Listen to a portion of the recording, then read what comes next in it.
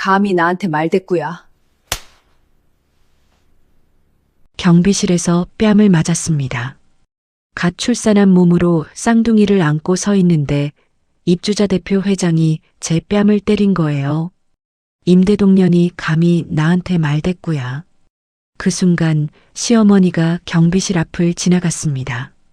분명히 다 보셨어요. 며느리가 맞는 걸, 아기들이 우는 걸 다 보셨는데 시어머니는 아무 말 없이 돌아서 가버렸습니다. 한 번도 뒤를 돌아보지 않고요. 주민들이 수군거렸습니다. 역시 임대동 며느리라 창피한가 봐. 회장이 며느리를 버렸대. 근데 말이에요. 그 시어머니가 누군지 아세요? 이 아파트를 지은 대형건설 회장이에요. 자산만 680억? 말 한마디면 저 입주자 대표쯤은 당장 쫓아낼 수 있는 사람이에요. 그런 사람이 왜 며느리가 맞는 걸 보고도 모른 척 했을까요? 정말 며느리를 버린 걸까요? 아니면 뭔가 다른 이유가 있는 걸까요? 한 달 뒤 시어머니가 입을 열었습니다. 경비실에서 울던 내 며느리를 본 순간 이미 끝나 있었다. 도대체 무슨 일이 벌어진 걸까요? 사연 시작 전 구독과 좋아요를 눌러주시고 어디서 듣고 계신지 댓글 남겨주시면 그곳으로 행운이 가득 깃들기를 바라겠습니다. 5월의 햇살이 따스한 오후였습니다. 31살의 나연은 쌍둥이를 유모차에 태우고 경비실로 향했습니다. 출산한 지 이제 겨우 3주밖에 되지 않았죠. 몸은 아직 회복되지 않았고 밤새 아이들을 돌보느라 눈 밑에는 짙은 그림자가 드리워져 있었습니다. 나연의 걸음은 느렸습니다. 한 발짝 내디딜 때마다 아랫배가 욱신거렸고 허리는 끊어질 듯 아팠습니다. 하지만 오늘은 반드시 경비실에 가야 했어요. 쌍둥이 출생신고 서류를 제출해야 했거든요. 남편 강민은 회사 일이 바빠 휴가를 낼 수 없었고 나연은 혼자 이 일을 해내야 했습니다. 유모차 안에서 아기들이 꿈틀거렸습니다. 첫째가 작은 입술을 오물거리며 잠에서 깨려는 기색을 보였죠. 나연은 유모차를 멈추고 허리를 숙여 아기의 이마를 부드럽게 쓰다듬었습니다. 쉬, 괜찮아, 엄마가 여기 있어. 나연의 목소리는 부드러웠지만 피로가 가득 담겨 있었습니다. 아기는 다시 눈을 감았고 나연은 안도의 한숨을 내쉬며 다시 걸음을 옮겼습니다. 경비실이 가까워질수록 마음이 무거워졌습니다. 이 아파트는 분양동과 임대동으로 나뉘어 있었는데 나연의 집은 임대동이었거든요. 분양동 주민들 중 일부는 임대동을 대놓고 무시했고 그 중심에는 입주자 대표 회장 윤사라가 있었습니다. 경비실에 도착하자 유리문 너머로 경비반장 동철이 보였습니다. 동철은 55살의 온화한 인상을 가진 사람이었죠. 나연이 이사 왔을 때 무거운 짐을 옮기는 것을 도와주었고 그 이후로 마주칠 때마다 따뜻하게 인사를 건네주었습니다. 안으로 들어서자 동철이 자리에서 일어나 반갑게 맞아주었습니다. 아이고 나연 씨 어서 오세요. 출산하시고 처음 뵙네요. 몸은 좀 어떠세요? 나연은 피곤한 얼굴에 미소를 지었습니다. 네 반장님 덕분에 잘 지내고 있어요. 오늘 출생신고 서류 제출하러 왔어요. 동철은 걱정스러운 눈빛으로 나연을 바라보았습니다. 출산한 지 얼마 되지 않은 여인이 혼자서 쌍둥이를 데리고 나온 것이 마음에 걸렸던 거죠. 아이고 힘드실 텐데 서류 주시면 제가 처리해 드릴까요? 나연은 고마움에 눈시울이 붉어졌습니다. 이렇게 작은 친절에도 마음이 울컥해지는 것은 아마도 출산 후 예민해진 탓일 거라고 생각했습니다. 그때였습니다. 경비실 문이 거칠게 열리며 한 여자가 들어왔습니다. 43살의 윤사라였습니다. 고급 브랜드 옷을 입고 손목에는 번쩍이는 금팔찌가 걸려 있었죠. 그녀의 얼굴에는 늘 그렇듯 오만한 표정이 가득했습니다. 사라는 나연을 보자마자 눈살을 찌푸렸습니다. 마치 불쾌한 것을 본 것처럼요. 그녀의 시선이 나연의 초라한 차림새를 훑쳤습니다. 출산 후 제대로 관리하지 못한 머리카락, 편한 추리닝 바지, 낡은 운동화. 사라의 입꼬리가 비틀어졌습니다. 어머, 이게 누구야? 임대동에서 애 낳았다는 사람 아니에요. 사라의 목소리는 일부러 크게 울렸습니다. 경비실 밖을 지나가던 주민들이 고개를 돌렸죠. 나연의 얼굴이 붉어졌고 가슴이 쿵쿵 뛰기 시작했습니다. 사라가 한 걸음 다가왔습니다. 진한 향수 냄새가 풍겼습니다. 몸도 제대로 못 가누는 사람이 여긴 왜 왔어요? 집에서 쉬어야지. 여기가 모 노인정이에요. 나연은 고개를 숙인 채 작은 목소리로 대답했습니다. 출생신고 서류 제출하러 왔습니다. 사라는 코웃음을 쳤습니다. 출생신고라 임대동에서 애를 둘이나 낳았으니 나라 지원금 타려고 서두르는 거겠네. 그 말에 나연의 눈에 눈물이 고였습니다. 하지만 울지 않으려고 이를 악물었습니다. 유모차 안에서 아기들이 잠들어 있었고 아이들 앞에서 무너지고 싶지 않았습니다. 동철이 조심스럽게 나섰습니다. 회장님, 그만하시죠. 나연 씨가 많이 힘드실 텐데. 사라는 동철을 차갑게 노려보았습니다. 경비반장이 언제부터 입주자 대표한테 말댔구야. 당신 자리가 불안해서 그래. 동철은 움찔하며 입술을 꾹 다물었습니다. 사라의 말 한마디에 경비원들이 잘린 적이 한두 번이 아니었거든요. 나연은 그런 동철이 안쓰러웠습니다. 자신 때문에 좋은 사람이 피해를 입을 수도 있다는 생각에 가슴이 아팠습니다. 나연은 조용히 서류를 꺼내며 말했습니다. 저는 서류만 제출하고 가겠습니다. 불편을 드려서 죄송합니다. 하지만 사라는 물러서지 않았습니다. 오히려 한 발짝 더 다가왔죠. 죄송하다고 뭐가 죄송해요. 임대동 주제에 여기 분양동 시설 이용하려고 기어 나온 거 아니에요. 나연의 손이 떨렸습니다. 나연은 변호사였습니다. 법 앞에 모든 사람은 평등하다고 배웠고 그것을 믿었습니다. 하지만 지금 이 순간은 변호사가 아니라 그저 갓 아이를 낳은 연약한 엄마일 뿐이었습니다. 그래도 나연은 참을 수 없었습니다. 목소리가 떨렸지만 고개를 들어 말했습니다. 임대동 주민들도 똑같이 관리비를 냅니다. 차별하시면 안 됩니다. 경비실 안의 공기가 얼어붙었습니다. 사라의 눈이 커졌습니다. 누군가가 자신에게 반박한다는 사실을 믿을 수 없다는 표정이었죠. 뭐라고 지금 나한테 대들어. 사라의 목소리가 날카로워졌습니다. 얼굴이 붉게 달아올랐고 입술이 파르르 떨렸습니다. 당신이 뭔데 나한테 이래라 저래라야. 임대동년이. 그 말과 함께 사라의 손이 번개처럼 움직였습니다. 날카로운 소리가 경비실에 울려 퍼졌습니다. 나연의 뺨을 때린 것이었습니다. 나연은 충격에 비틀거렸습니다. 뺨이 화끈거렸고 눈앞이 하얘졌습니다. 귀에서 윙윙 소리가 났습니다. 유모차를 잡고 가까스로 균형을 잡았죠. 유모차 안에서 아기들이 놀라 울음을 터뜨렸습니다. 쌍둥이의 울음소리가 경비실 안을 가득 채웠습니다. 나연의 눈에서 눈물이 흘러내렸습니다. 뺨의 통증보다 더 아픈 것은 모멸감이었습니다. 수많은 사람들 앞에서 맞았다는 사실이 나연의 가슴을 찢어놓았습니다. 바로 그때였습니다. 경비실 유리문 너머로 한 여자의 모습이 보였습니다. 67살의 최여정이었습니다. 이 아파트를 지은 대형 건설의 회장이자 나연의 시어머니였죠. 시어머니는 경비실 앞에 서서 안에서 벌어진 일을 모두 지켜보고 있었습니다. 그녀의 얼굴에는 아무런 표정이 없었습니다. 차가운 눈으로 며느리가 맞는 장면을, 손주들이 울부짖는 장면을 바라보고만 있었습니다. 나연은 시어머니와 눈이 마주쳤습니다.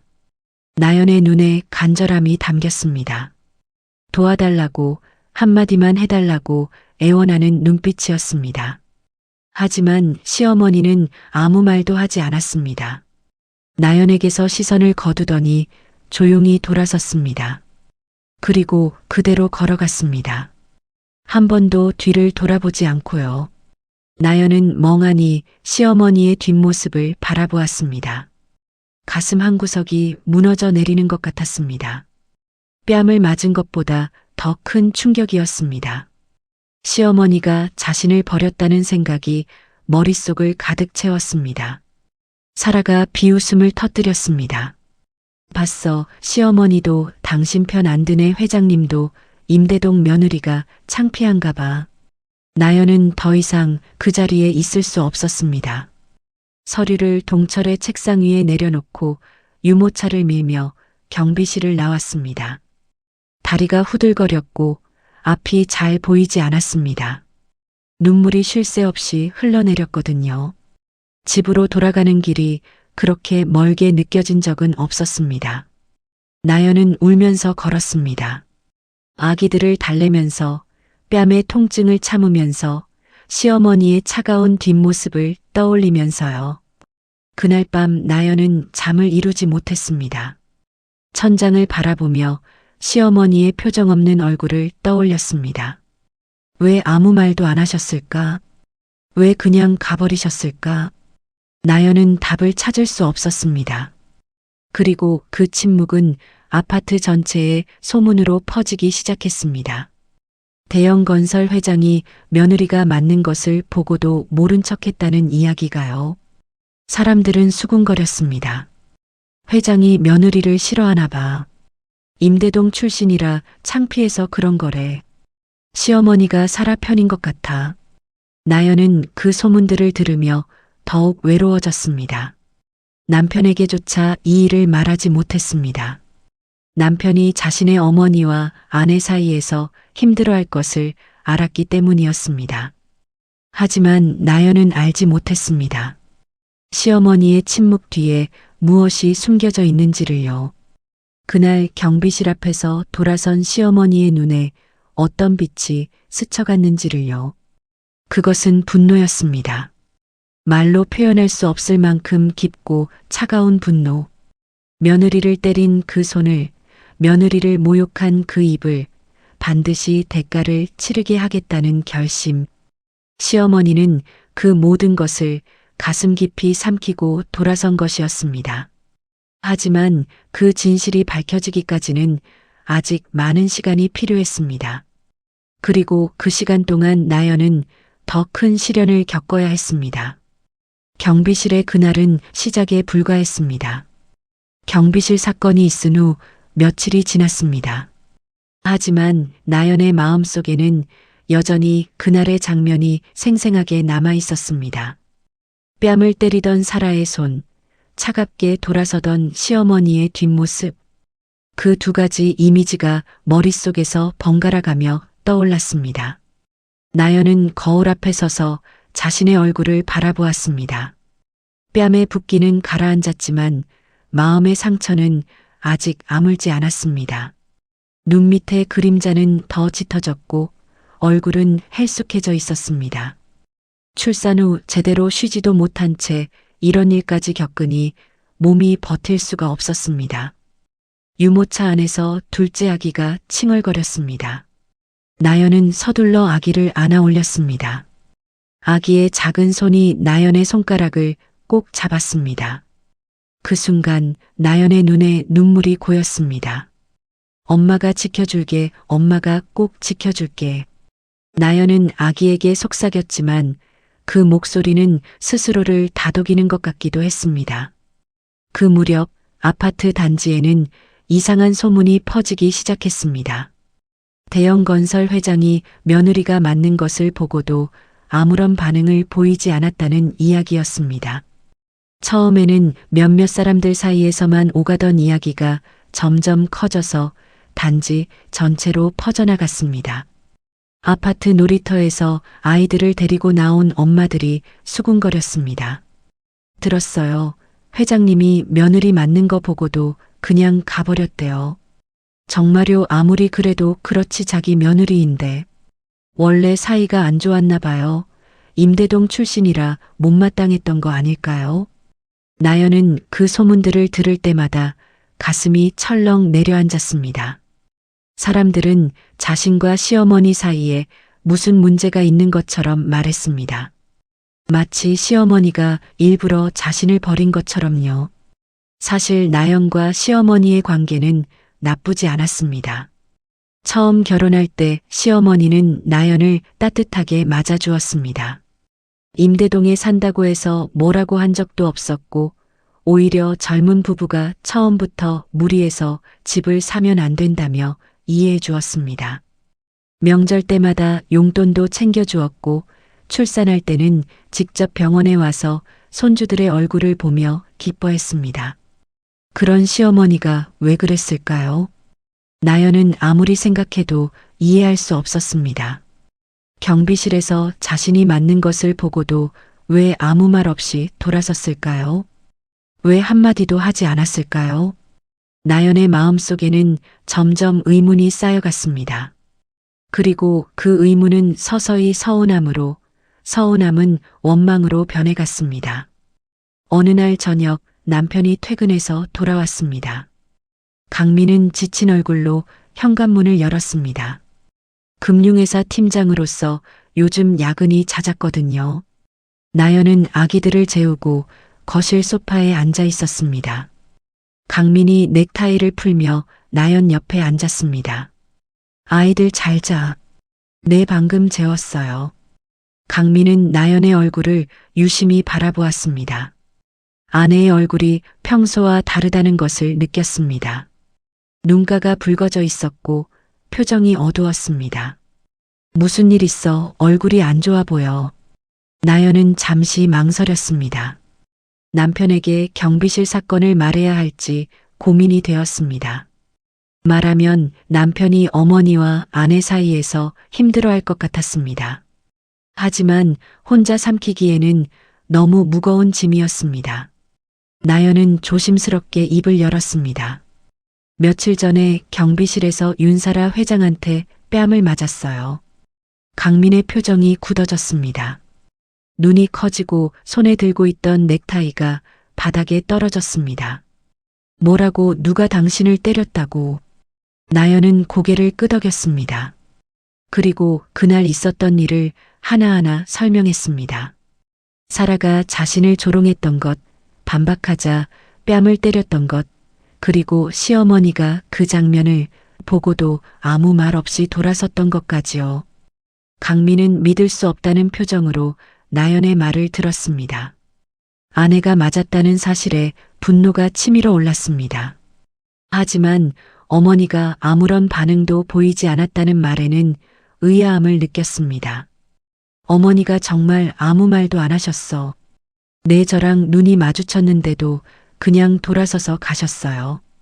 강민은 한동안 말이 없었습니다. 그의 머릿속에서 여러 가지 생각이 스쳐 지나갔습니다. 어머니는 원래 감정 표현을 잘하지 않는 분이었습니다. 회사를 운영하면서 차가운 이미지를 유지해 왔거든요. 하지만 며느리가 맞는 것을 보고도 아무 반응이 없었다는 것은 이해하기 어려웠습니다. 내가 어머니한테 한번 여쭤볼게. 나연은 고개를 저었습니다. 아니에요. 괜히 어머님이랑 사이 나빠지실까봐 걱정돼요. 그냥 제가 참을게요. 강민은 아내의 손을 꼭 잡았습니다. 나연의 손이 차가웠습니다. 강민은 가슴이 아팠습니다. 자신이 집에 없는 사이에 아내가 이런 일을 겪었다는 것이 미안하고 화가 났습니다. 미안해, 내가 옆에 없어서 당신 혼자 힘들었지. 나연의 눈에서 눈물이 흘러내렸습니다. 참고 있던 감정이 터져나왔습니다. 남편의 따뜻한 말 한마디에 그동안 쌓였던 서러움이 한꺼번에 쏟아져 나왔습니다. 강민은 아내를 품에 안았습니다. 나연은 남편의 가슴에 얼굴을 묻고 한참을 울었습니다. 그날 밤 강민은 잠을 이루지 못했습니다. 아내 옆에 누워 천장을 바라보며 생각에 잠겼습니다. 어머니에게 연락을 해야 할지 아니면 조금 더 지켜봐야 할지 고민이 되었습니다. 다음 날 아침, 나연은 아기들에게 분유를 먹이고 있었습니다. 첫째는 분유를 잘 먹었지만 둘째는 자꾸 토해냈습니다. 나연은 둘째의 등을 토닥이며 달랬습니다. 그때 현관벨이 울렸습니다. 나연은 아기를 안은 채 인터폰 화면을 확인했습니다. 화면에는 같은 층에 사는 이웃 주민의 얼굴이 보였습니다. 40살쯤 된 여자였는데 평소에는 인사만 하고 지내던 사이였습니다. 나연은 문을 열었습니다. 안녕하세요. 무슨 일이세요? 이웃 주민은 어색한 미소를 지으며 말했습니다. 저 그게 드릴 말씀이 있어서요. 나연은 의아한 표정으로 이웃을 바라보았습니다. 평소에 별로 대화를 나눈 적이 없는 사람이 갑자기 찾아온 것이 이상했습니다. 이웃은 주위를 두리번거리며 목소리를 낮췄습니다. 요즘 단지에 소문이 많이 돌아서요. 회장님이 며느리를 싫어한다는 이야기가요. 혹시 무슨 일 있으신 거예요? 나연의 얼굴이 굳어졌습니다. 소문이 이 정도로 퍼진 줄은 몰랐습니다. 나연은 애써 웃으며 대답했습니다. 아니에요. 아무 일도 없어요. 오해예요. 이웃은 고개를 끄덕였지만 눈빛에는 여전히 호기심이 가득했습니다. 나연은 서둘러 문을 닫았습니다. 등 뒤로 식은땀이 흘러내렸습니다. 문을 닫고 나서 나연은 소파에 주저앉았습니다. 아기가 품에서 칭얼거렸지만 달랠 힘이 없었습니다. 온 동네 사람들이 자신과 시어머니 사이를 수군거리고 있다는 사실이 너무 힘들었습니다. 나연은 시어머니를 떠올렸습니다. 경비실에서 돌아서던 그 차가운 뒷모습. 왜 아무 말도 안 하셨을까? 정말로 자신을 싫어하시는 걸까? 아니면 다른 이유가 있는 걸까? 나연은 알 수 없었습니다. 시어머니의 마음속에 무엇이 있는지 전혀 짐작할 수 없었습니다. 그 침묵은 나연에게 천마디 말보다 더 무겁게 느껴졌습니다. 그리고 그 침묵은 앞으로 다가올 폭풍의 전조에 불과했습니다. 나연은 아직 그것을 알지 못했습니다. 시어머니가 왜 침묵했는지, 그 침묵 뒤에 무엇이 숨겨져 있는지를요. 진실이 밝혀지기까지는 아직 많은 시간이 필요했습니다. 경비실 사건 이후 일주일이 지났습니다. 나연은 그날의 충격에서 조금씩 벗어나려고 노력했습니다. 아기들을 돌보고 집안일을 하고 평범한 일상을 보내려고 애썼습니다. 하지만 사라는 나연을 그냥 놔두지 않았습니다.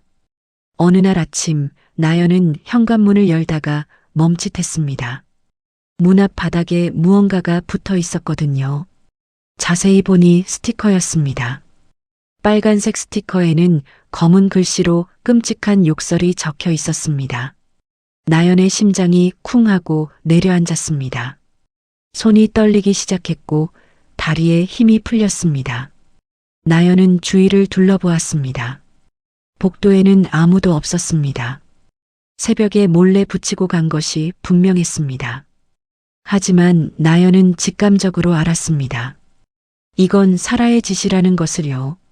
경비실에서 반박했던 자신에게 보복하는 것이었습니다. 나연은 떨리는 손으로 스티커를 떼어냈습니다. 스티커는 강력 접착제로 붙어 있어서 쉽게 떨어지지 않았습니다. 손톱이 부러지도록 긁어내야 했습니다. 손톱 밑이 빨갛게 부어올랐고 손가락 끝에서 피가 났습니다. 나연의 눈에서 눈물이 흘러내렸습니다. 분노와 서러움이 뒤섞인 눈물이었습니다. 그날 이후로 스티커 테러는 계속되었습니다. 이틀에 한 번꼴로 현관문 앞에 새로운 스티커가 붙어 있었습니다. 내용은 매번 달랐지만 모두 나연을 모욕하는 말들이었습니다. 어떤 날은 문 손잡이에 쓰레기가 걸려 있기도 했고 어떤 날은 우유팩이 터져서 현관 앞이 흥건하게 젖어 있기도 했습니다. 나연은 남편에게 이 사실을 말하지 않았습니다. 말해봤자 남편만 힘들어질 것 같았거든요. 남편은 이미 회사 일로 지쳐 있었고 밤늦게 들어와 아침 일찍 나가기를 반복했습니다. 나연은 혼자서 이 문제를 감당해야 했습니다. 하지만 혼자 감당하기에는 너무 버거웠습니다. 매일 아침 현관문을 열 때마다 가슴이 두근거렸습니다. 오늘은 또 무슨 스티커가 붙어 있을까? 오늘은 또 어떤 쓰레기가 놓여 있을까? 그 두려움이 나연을 짓눌렀습니다. 밤에는 악몽을 꾸기도 했습니다. 사라가 자신을 쫓아오는 꿈, 아무도 도와주지 않는 꿈을요. 어느 날 오후 나연은 오랜만에 외출을 했습니다. 아기들에게 필요한 분유와 기저귀를 사러 마트에 가야 했거든요. 쌍둥이를 유모차에 태우고 아파트 단지 안에 있는 작은 카페 앞을 지나갔습니다. 5월의 햇살이 따스했고 바람이 부드러웠습니다. 나연은 잠시나마 마음이 편해지는 것을 느꼈습니다. 그때 카페 안에서 사라가 나오는 것이 보였습니다. 사라는 손에 뜨거운 아메리카노를 들고 있었습니다. 흰색 원피스를 입고 선글라스를 끼고 있었죠. 나연과 눈이 마주치자 사라의 입꼬리가 올라갔습니다. 그것은 웃음이 아니었습니다. 사냥감을 발견한 포식자의 표정이었습니다. 나연은 본능적으로 몸이 굳어졌습니다. 도망치고 싶었지만 다리가 움직이지 않았습니다. 심장이 미친 듯이 뛰기 시작했습니다. 어머, 이게 누구야? 임대동 며느리님이시네. 사라의 목소리가 카페 앞 테라스에 앉아있던 사람들에게까지 들렸습니다. 몇몇 주민들이 고개를 돌려 나연을 바라보았습니다. 수군거리는 소리가 들렸습니다. 나연의 얼굴이 붉어졌습니다.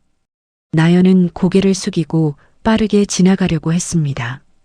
유모차 손잡이를 꽉 잡고 발걸음을 재촉했습니다. 하지만 사라가 나연의 앞을 막아섰습니다. 사라의 향수 냄새가 코를 찔렀습니다. 어디가 인사도 안 하고 요즘 젊은 것들은 예의가 없어. 나연은 작은 목소리로 대답했습니다. 안녕하세요, 회장님, 저 급한 일이 있어서요. 사라는 코웃음을 쳤습니다. 선글라스 너머로 차가운 눈빛이 느껴졌습니다. 급한 일 뭐가 급해? 임대동에서 할 일이 뭐가 있다고 시어머니한테 버림받은 주제에. 그 말에 나연의 가슴이 찢어지는 것 같았습니다. 가장 아픈 곳을 정확히 찌르는 말이었습니다. 나연은 대답하지 않고 유모차를 밀어 옆으로 비켜가려 했습니다. 그 순간 사라의 손이 움직였습니다. 손에 들고 있던 아메리카노가 나연의 팔 위로 쏟아졌습니다. 갓 내린 커피였습니다. 뜨거운 액체가 나연의 맨살에 닿았습니다. 나연은 비명을 질렀습니다. 피부가 화끈거리며 붉게 달아올랐습니다. 통증이 팔 전체로 퍼져나갔습니다. 눈물이 쏟아졌습니다. 유모차 안에서 아기들이 놀라 울음을 터뜨렸습니다. 사라는 놀란 척 연기를 했습니다. 손으로 입을 가리며 말했습니다. 어머, 미안해, 손이 미끄러졌네, 일부러 그런 거 아니야. 하지만 사라의 눈은 전혀 미안해하지 않았습니다. 오히려 즐기는 것 같았습니다. 나연의 고통을 보며 만족스러워하는 눈빛이었습니다. 테라스에 앉아있던 주민들은 그 장면을 보고도 아무도 나서지 않았습니다. 모두 사라가 무서웠거든요. 고개를 돌리거나 휴대폰만 들여다보았습니다. 나연은 화상을 입은 팔을 붙잡고 그 자리를 벗어났습니다. 유모차를 밀며 뛰다시피 걸었습니다. 뒤에서 사라의 비웃음 소리가 들려왔습니다. 그 소리가 나연의 귀에 박혔습니다. 집에 돌아온 나연은 아기들을 방에 눕히고 욕실로 들어갔습니다. 차가운 물에 팔을 담갔습니다. 피부가 벌겋게 부어올라 있었습니다. 물집이 잡히기 시작했습니다. 이 정도면 병원에 가야 할 것 같았지만 나연은 움직일 힘이 없었습니다. 나연은 거울에 비친 자신의 얼굴을 보았습니다. 눈은 충혈되어 있었고 볼에는 눈물 자국이 남아 있었습니다. 머리카락은 헝클어져 있었고 얼굴은 창백했습니다. 한 달 전만 해도 이렇지 않았습니다. 출산 후 힘들기는 했지만 그래도 희망이 있었습니다. 하지만 지금은 희망이 보이지 않았습니다. 나연은 바닥에 주저앉아 울었습니다. 소리 없이 하지만 온몸을 떨며 울었습니다. 왜 자신이 이런 일을 당해야 하는지 이해할 수 없었습니다. 임대동에 산다는 이유만으로, 시어머니가 건설 회장이라는 이유만으로 이렇게까지 괴롭힘을 당해야 하는 걸까요? 방에서 아기들의 울음소리가 들려왔습니다. 나연은 눈물을 닦고 일어났습니다. 아이들 앞에서 무너질 수는 없었습니다. 나연은 아픈 팔을 감싸 안으며 아기들에게 다가갔습니다. 괜찮아, 엄마 괜찮아, 울지 마. 나연은 아기들에게 말했지만 그 말은 자신에게 하는 것이기도 했습니다. 그날 밤 나연은 화상 연고를 바르며 팔을 치료했습니다. 남편은 자정이 넘어서 퇴근했고 이미 지쳐서 거실 소파에 쓰러져 잠들어 있었습니다. 나연은 남편을 깨우지 않았습니다. 나연은 창밖을 바라보았습니다. 아파트 단지의 불빛들이 하나둘 꺼져가고 있었습니다. 저 불빛들 뒤에 사는 사람들은 나연의 고통을 알까요? 아마 모를 거예요. 알아도 모른 척 할 거예요. 살아가 무섭거든요. 나연은 시어머니를 떠올렸습니다. 대형 건설의 회장인 시어머니라면 사라를 막을 수 있을 텐데. 하지만 시어머니는 여전히 연락이 없었습니다. 경비실 사건 이후로 단 한 번도요. 나연은 알지 못했습니다. 바로 그 시각 시어머니가 무엇을 하고 있는지를요. 침묵 뒤에 숨겨진 진실이 무엇인지를요. 그 진실이 밝혀지기까지 나연은 혼자서 이 고통을 견뎌내야 했습니다. 카페 사건 이후로도 사라의 괴롭힘은 멈추지 않았습니다. 오히려 더 교묘해지고 악랄해졌습니다. 나연이 아무리 피하려고 해도 사라는 집요하게 따라붙었습니다. 마치 먹잇감을 쫓는 맹수처럼요. 그리고 어느 날 밤 새로운 형태의 고통이 시작되었습니다. 새벽 2시였습니다. 나연은 막 쌍둥이에게 분유를 먹이고 잠자리에 들었습니다. 몸은 천근만근이었고 눈꺼풀은 저절로 감겼습니다. 출산한 지 한 달이 넘었지만 여전히 밤중 수유 때문에 제대로 잠을 자본 적이 없었습니다. 나연은 이불을 덮고 눈을 감았습니다. 그때였습니다. 갑자기 천장에서 굉음이 울려 퍼졌습니다. 쿵쿵쿵쿵. 처음에 나연은 무슨 소리인지 이해하지 못했습니다. 위층에서 뭔가 떨어뜨린 건가 싶었죠. 하지만 소리는 멈추지 않았습니다. 오히려 더 커지고 규칙적으로 변했습니다. 마치 대형 스피커에서 저음이 쏟아지는 것 같았습니다. 나연은 벌떡 일어났습니다. 심장이 미친 듯이 뛰었습니다. 소리가 너무 커서 온 집이 흔들리는 것 같았습니다. 침대 옆 탁자 위에 물컵이 덜덜 떨렸습니다. 방에서 아기들이 울음을 터뜨렸습니다. 쌍둥이가 동시에 깨어나 목 놓아 울었습니다.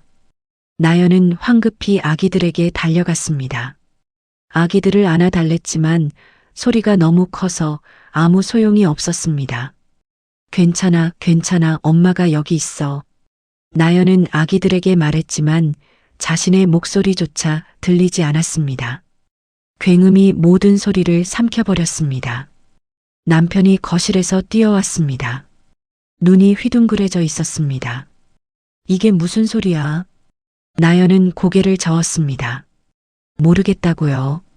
남편은 위층을 올려다보았습니다. 소리는 분명히 위에서 나고 있었습니다. 내가 올라가 볼게. 남편이 현관으로 향했습니다. 나연은 울부짖는 아기들을 안고 남편을 기다렸습니다. 온몸이 떨렸습니다. 공포와 분노가 뒤섞여 있었습니다. 15분쯤 지났을까요? 남편이 돌아왔습니다. 얼굴이 창백했습니다. 위층에 아무도 없어 빈집이래. 나연은 믿을 수 없다는 표정을 지었습니다. 빈집에서 어떻게 이런 소리가 나요? 남편도 고개를 저었습니다. 이해할 수 없다는 듯이요. 경비실에 물어보니까 위층 주인이 해외 출장 갔다고 하더라고. 석 달 전부터 비어 있대. 나연의 머릿속이 복잡해졌습니다. 빈집에서 이런 소리가 난다는 건 누군가 일부러 장치를 설치했다는 뜻이었습니다. 그리고 그렇게 할 수 있는 사람은 단 한 명밖에 없었습니다. 입주자 대표 회장 권한으로 빈집 열쇠를 구할 수 있는 사람. 바로 사라였습니다. 새벽 4시가 되어서야 소리가 멈췄습니다. 2시간 동안 나연과 남편과 아기들은 지옥 같은 시간을 보냈습니다. 아기들은 목이 쉬도록 울었고 나연은 아기들을 달래느라 정신이 없었습니다. 소리가 멈춘 뒤에도 나연은 잠을 이룰 수 없었습니다. 귀에서 윙윙 소리가 났고 심장은 여전히 빠르게 뛰었습니다.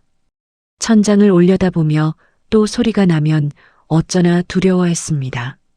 다음 날 밤도 똑같았습니다.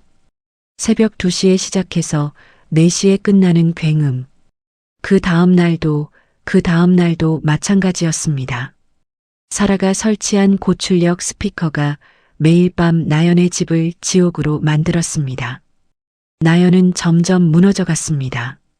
잠을 자지 못하니 몸이 버틸 수가 없었습니다. 눈 밑에는 시퍼런 그림자가 드리워졌고 얼굴은 해골처럼 말라갔습니다. 손이 떨려서 아기들에게 분유를 먹이기도 힘들었습니다. 남편은 경비실에 항의했습니다. 하지만 경비반장 동철은 난감한 표정을 지었습니다. 위층에 올라가 봤는데 스피커 같은 건 못 찾았습니다. 회장님이 직접 관리한다고 저희는 들어가지 말라고 하셔서요. 남편의 얼굴이 붉어졌습니다. 그게 말이 됩니까? 빈집에서 매일 밤 소음이 나는데. 동철은 고개를 숙였습니다. 미안하지만 자신도 어쩔 수 없다는 표정이었습니다. 사라의 눈밖에 나면 당장 잘릴 테니까요. 나연은 경찰에 신고도 해보았습니다. 하지만 경찰이 왔을 때는 소리가 나지 않았습니다. 사라가 미리 알고 스피커를 끈 것이었습니다. 경찰은 증거가 없다며 돌아갔습니다. 나연은 절망했습니다. 아무도 자신을 도와주지 않았습니다. 남편은 회사 일로 바빴고 경비원은 사라가 무서웠고 경찰은 증거가 없다고 했습니다. 시어머니는 여전히 연락이 없었습니다. 일주일이 지났습니다. 나연은 거의 좀비가 되어 있었습니다. 밤에 2시간밖에 못 자는 생활이 계속되니 몸이 완전히 망가져 버렸습니다. 아침에 일어나면 현기증이 났고 계단을 오르면 숨이 찼습니다.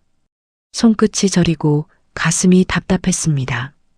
어느 날 아침 나연은 아기들에게 분유를 먹이다가 그만 젖병을 떨어뜨렸습니다. 손에 힘이 없었습니다. 젖병이 바닥에 떨어져 우유가 쏟아졌습니다. 나연은 그 자리에 주저앉아 울었습니다. 아기들이 울고 나연도 울었습니다.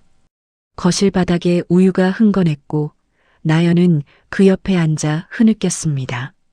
더 이상 버틸 힘이 없었습니다. 그때 현관벨이 울렸습니다. 나연은 눈물을 닦고 일어났습니다. 인터폰 화면에는 경비반장 동철의 얼굴이 보였습니다.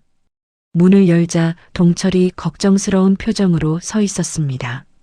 손에는 비닐봉지가 들려 있었습니다. 나연 씨 괜찮으세요? 요즘 얼굴이 너무 안 좋아 보여서요. 이거 아내가 만든 미역국인데 산후조리에 좋다고 해서요.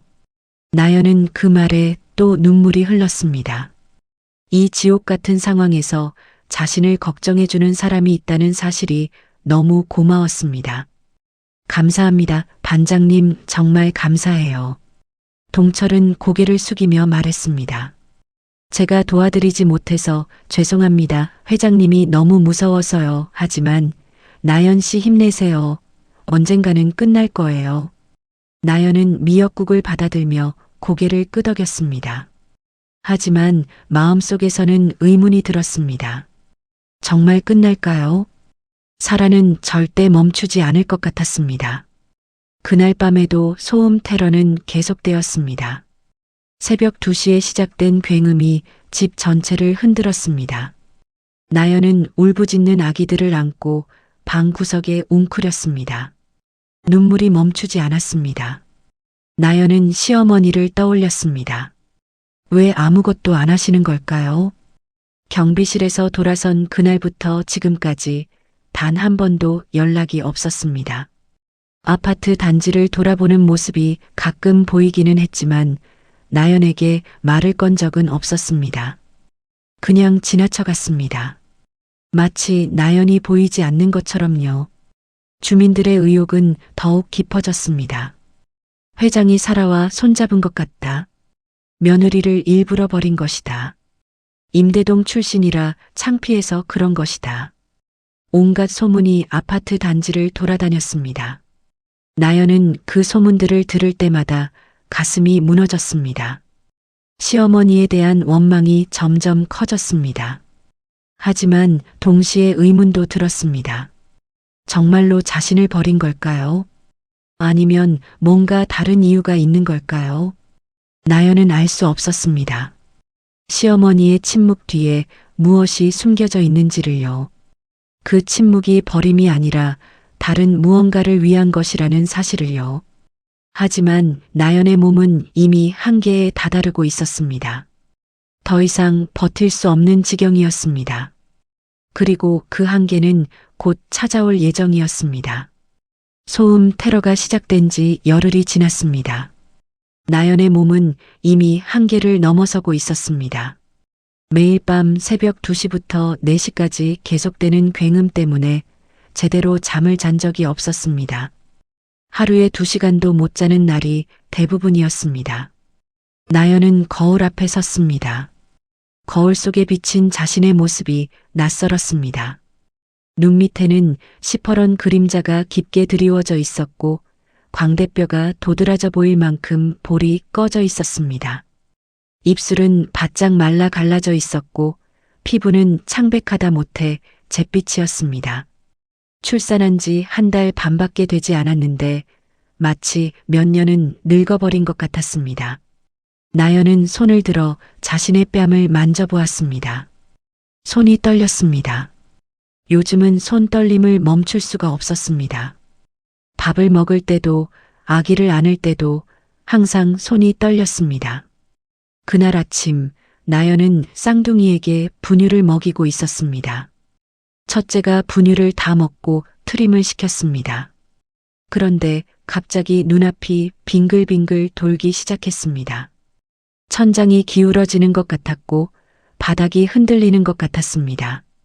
나연은 황급히 아기를 바닥에 내려놓았습니다. 그리고 소파 팔걸이를 붙잡았습니다. 심장이 미친 듯이 뛰었고 식은 땀이 등을 타고 흘러내렸습니다. 숨을 쉬려고 했지만 가슴이 답답해서 숨이 제대로 들어오지 않았습니다.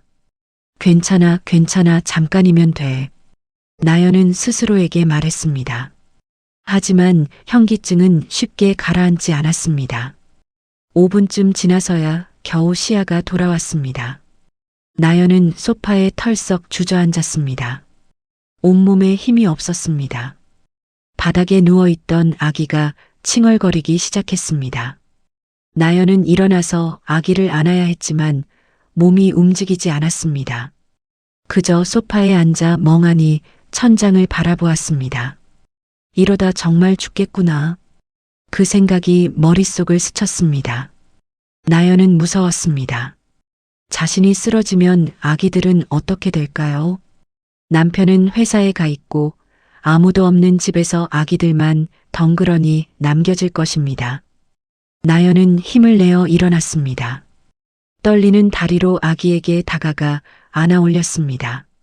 아기의 작은 손이 나연의 손가락을 잡았습니다. 그 순간 나연의 눈에서 눈물이 흘러내렸습니다. 엄마가 지켜줄게, 엄마가 꼭 지켜줄게. 나연은 아기에게 속삭였습니다. 하지만 그 목소리에는 힘이 없었습니다. 그날 저녁 남편이 평소보다 일찍 퇴근했습니다.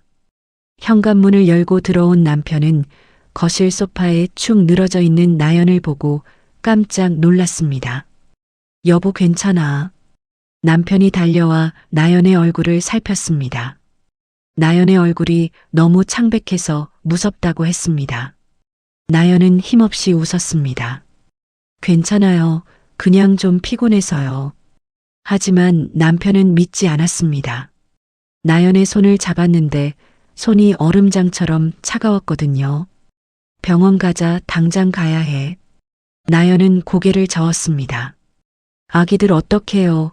데리고 갈 수도 없고. 남편은 잠시 생각하더니 휴대폰을 꺼냈습니다. 어디론가 전화를 걸었습니다. 나연은 그 모습을 멍하니 바라보았습니다.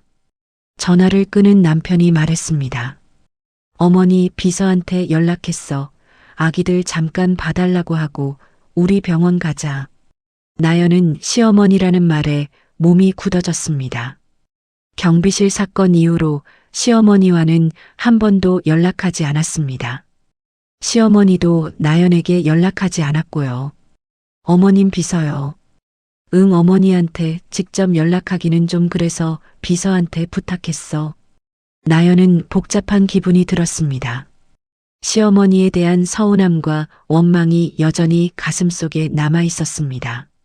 하지만 지금은 그런 감정을 따질 여유가 없었습니다. 몸이 너무 힘들었으니까요. 30분 후 시어머니의 비서가 도착했습니다. 40대 초반의 단정한 여자였습니다. 비서는 아기들을 능숙하게 안아들고 남편과 나연을 바라보았습니다. 걱정 마시고 다녀오세요. 제가 잘 돌볼게요. 나연은 고맙다고 인사하고 남편과 함께 집을 나섰습니다. 엘리베이터를 기다리는 동안 다리가 후들거렸습니다. 남편이 나연의 허리를 부축했습니다. 병원까지 가는 길이 멀게 느껴졌습니다. 차 안에서 나연은 창밖을 바라보았습니다. 가로등 불빛이 흐릿하게 보였습니다. 눈에 초점이 맞지 않았습니다. 병원 응급실에 도착했을 때는 밤 9시가 넘어 있었습니다. 남편이 나연을 부축해서 접수를 했습니다. 간호사가 나연의 상태를 보고 바로 진료실로 안내했습니다. 의사 선생님이 나연을 진찰했습니다. 혈압을 재고 맥박을 확인하고 피를 뽑았습니다. 나연은 진료 침대에 누워 천장을 바라보았습니다. 형광등 불빛이 눈부셨습니다. 한참 후에 의사가 돌아왔습니다. 표정이 심각했습니다. 보호자분 잠깐 나오시겠어요? 남편이 의사를 따라 진료실 밖으로 나갔습니다. 나연은 불안한 마음으로 그 모습을 지켜보았습니다. 유리문 너머로 의사와 남편이 대화하는 것이 보였습니다. 남편의 얼굴이 점점 창백해졌습니다. 잠시 후 남편이 돌아왔습니다. 눈이 빨갛게 충혈되어 있었습니다. 여보 입원해야 한대. 나연은 놀라서 몸을 일으켰습니다. 입원이요? 왜요? 남편은 잠시 말을 잇지 못했습니다. 목이 메인 것 같았습니다. 빈혈이 너무 심하대. 그리고 극심한 수면 부족으로 몸 전체가 망가지고 있대. 지금 당장 수혈을 해야 한대. 나연은 그 말을 듣고 멍해졌습니다. 수혈이라니. 그 정도로 상태가 심각한 줄은 몰랐습니다. 그런데 문제가 있어. 남편의 목소리가 떨렸습니다. 당신 혈액형이 특이하대. RH 음성 A형이래. 희귀 혈액형이라서 지금 병원에 혈액이 없대. 나연의 머릿속이 하얘졌습니다. 희귀 혈액형이라니. 나연은 자신의 혈액형이 특이하다는 것을 알고 있었습니다. 하지만 이렇게 급하게 수혈이 필요한 상황이 올 줄은 몰랐습니다. 그럼 어떡해요? 나연의 목소리가 떨렸습니다. 남편이 나연의 손을 꼭 잡았습니다. 혈액원에 연락해서 찾고 있대. 조금만 기다려. 금방 구해질 거야. 하지만 남편의 눈에는 불안이 가득했습니다. 희귀 혈액형의 혈액을 급하게 구하는 것이 쉽지 않다는 것을 알고 있었기 때문입니다. 나연은 진료 침대에 다시 누웠습니다. 천장의 형광등이 빙글빙글 돌았습니다. 의식이 점점 흐려졌습니다. 아기들의 얼굴이 떠올랐습니다. 쌍둥이의 작은 손, 웃는 얼굴, 울음소리. 아이들아, 엄마가 꼭 살아서 돌아갈게. 나연은 그렇게 생각하며 눈을 감았습니다. 그리고 그 시각 시어머니의 비서는 나연의 집에서 아기들을 돌보며 휴대폰으로 누군가에게 보고하고 있었습니다. 회장님, 며느리분이 응급실에 실려갔습니다. 상태가 많이 안 좋다고 합니다. 전화기 너머에서 잠시 침묵이 흘렀습니다. 그리고 낮고 단호한 목소리가 들려왔습니다. 알았다, 내가 처리하마. 시어머니 여정이었습니다. 여정은 전화를 끊고 창밖을 바라보았습니다. 그녀의 눈에 차가운 빛이 스쳤습니다. 그것은 슬픔도 분노도 아닌 결의에 찬 빛이었습니다. 나연은 알지 못했습니다. 자신이 쓰러진 이 순간에도 시어머니가 무언가를 준비하고 있다는 것을요. 침묵 뒤에 숨겨진 계획이 곧 드러날 것이라는 것을요. 하지만 지금 나연에게 가장 중요한 것은 살아남는 것이었습니다. 아이들에게 돌아가기 위해서요. 나연이 응급실에 실려간 다음 날 아침이었습니다. 소식은 순식간에 아파트 단지 전체로 퍼져나갔습니다. 임대동에 사는 젊은 엄마가 쓰러져서 병원에 갔는데 희귀 혈액형이라 수혈을 못 받고 있다는 이야기가 입에서 입으로 전해졌습니다. 경비반장 동철은 그 소식을 듣자마자 가슴이 철렁 내려앉았습니다. 나연의 창백했던 얼굴이 떠올랐습니다. 며칠 전 미역국을 가져다 주었을 때 나연의 손이 얼마나 떨리고 있었는지 기억났습니다. 그때 더 적극적으로 도와주지 못한 것이 후회되었습니다. 동철은 경비실 책상 서랍을 열었습니다. 그 안에는 오래된 헌혈증이 들어 있었습니다. 동철은 자신의 혈액형을 알고 있었습니다. RH 음성 A형. 나연과 같은 희귀 혈액형이었습니다. 동철은 망설이지 않았습니다. 근무 중이었지만 다른 경비원에게 자리를 부탁하고 병원으로 향했습니다. 택시를 타고 가는 동안 동철은 나연을 처음 만났던 날을 떠올렸습니다. 1년 전 나연이 이 아파트에 이사 왔을 때였습니다. 임대동으로 이사 오는 젊은 부부였는데 짐이 많았습니다. 이삿짐 업체 직원들이 큰 짐만 옮기고 가버린 후 나연은 혼자서 작은 박스들을 나르고 있었습니다. 임신 중이었는데도요. 동철이 다가가서 도와주겠다고 했습니다. 나연은 처음에는 괜찮다고 했지만 동철이 계속 권하자 결국 고맙다며 도움을 받았습니다. 그날 나연은 동철에게 깍듯이 인사했습니다. 음료수도 사다 주었고요. 그 후로도 나연은 동철을 볼 때마다 밝게 인사했습니다. 명절에는 작은 선물도 챙겨주었습니다. 다른 분양동 주민들은 경비원을 투명인간 취급하는 경우가 많았는데 나연은 달랐습니다. 항상 눈을 마주치고 인사했고 고마움을 표현했습니다. 동철에게 나연은 특별한 사람이었습니다. 그래서 나연이 사라에게 괴롭힘을 당할 때 아무것도 못해준 것이 더욱 마음에 걸렸습니다. 사라가 무서워서 자리를 잃을까봐 눈을 감았던 자신이 부끄러웠습니다. 하지만 지금은 할 수 있는 일이 있었습니다. 자신의 피를 나눠주는 것. 그것만큼은 누구도 막을 수 없었습니다. 병원에 도착한 동철은 접수대로 향했습니다. 저기요, 박나연 씨 환자 보호자 만날 수 있을까요? 저 같은 혈액형이라서 헌혈하러 왔습니다. 접수 직원이 놀란 표정을 지었습니다. 희귀 혈액형을 가진 사람이 직접 찾아온 것이 드문 일이었으니까요. 잠시만 기다려주세요. 잠시 후 남편 강민이 대기실로 나왔습니다.